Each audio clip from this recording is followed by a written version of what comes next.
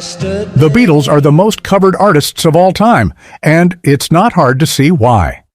Their enduring cultural influence is just one aspect that makes the Fab Four arguably the greatest musical act of all time, having secured their place in the Hall of Fame, both literally and metaphorically.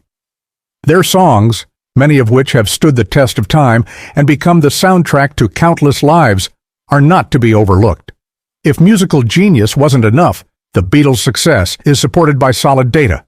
The four-piece band is considered the most successful musical act of all time, having sold a record-breaking 600 million albums worldwide. With 20 number-one hits on the Billboard Hot 100 charts, the Liverpool Legends' generation-defining music revolutionized the industry and altered the course of music history. Being the most successful artists of all time comes with its own benefits, one of them being everlasting relevance. Widely recognized as the most covered artists of all time, the Beatles recorded nearly 200 original songs, providing a wealth of music for subsequent artists to choose from. With iconic singles like Let It Be and Here Comes the Sun, it may come as a surprise then that the Beatles' most covered song of all time is actually Yesterday, according to the Guinness Book of Records. With more than 1,600 recorded versions, the song's enduring popularity remains unparalleled.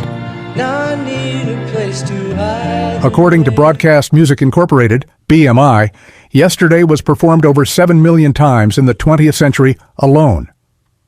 Although it was never released as a single in the UK, the song was voted the best of the 20th century in a 1999 BBC Radio 2 poll of listeners and music experts. In 2000, Rolling Stone magazine and MTV named it the greatest pop song of all time. The Beatles and Paul McCartney's biographers claim that the melody came to Sir Paul in a dream at his then-girlfriend Jane Asher's Wimpole Street home. Upon waking, he rushed to the piano to play the tune, fearing he might forget it.